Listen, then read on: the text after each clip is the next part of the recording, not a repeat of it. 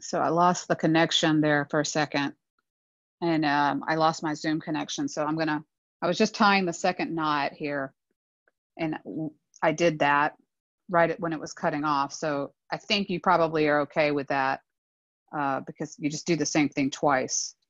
I'll do it one more time just to do it. So I lift those 2 threads above at the top of the book here, take the end, leave a little loop, take the end through the loop and pull it, and then just kind of guide it down to tie a knot there. So now I have 3 crossover little ties there, but that's fine.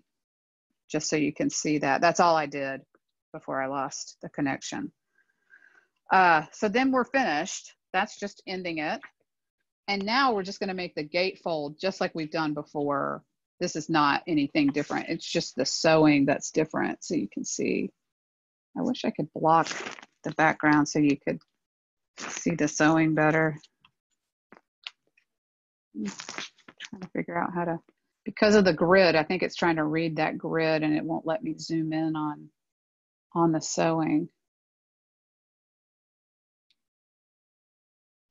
So, but maybe you can see that. I'll hold it down. I don't know, maybe it's clear enough at this distance. That's the sewing, and it's decorative. It makes these little teardrop shaped chain stitches. So that's that. And then you can trim these tails that we tied knots, trim them about 1/4 inch away from the knot. And that's it. And then we can make, I'm going to show this step again, the making the gatefold, which is just like the other books that we did. So we're going to slide the ruler underneath the text block. I'm going to do this rather quickly since we've done that before. I just want to barely see the metal edge again.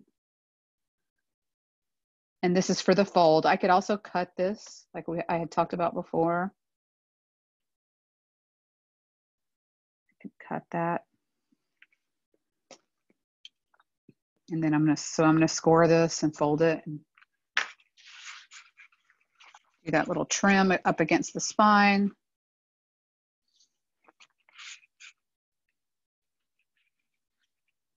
Quarter inch away.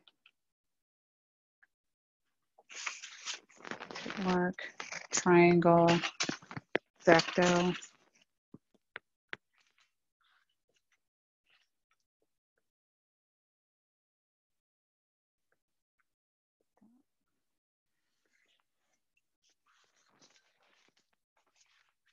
One side done.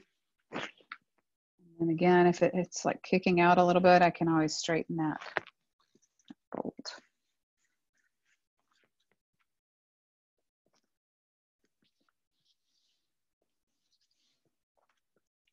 Bone folder.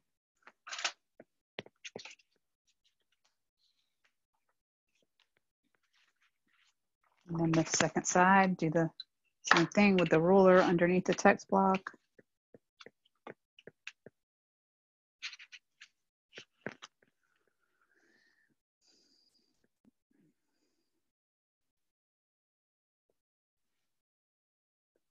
Again, you barely want to see that edge because you don't want it to stick out too far. I'm scoring with my awl kind of leaned on its side.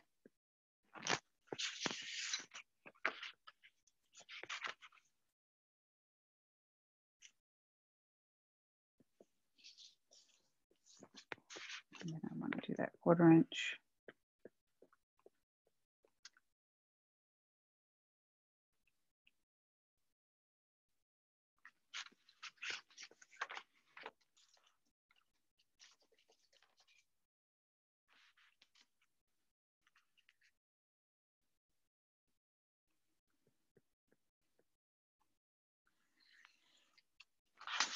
Okay. And there you go. So now you have 4 books. You have the decorative pamphlet with the chain stitch. You have the 5-hole standard. You have the double pamphlet, and then you have the French fold with the wrapper cover. All right, nice little collection of pamphlet books done. All right, and then I'm going to make a video to show you guys some samples of books done by students over the years in the pamphlet style. All right, thanks.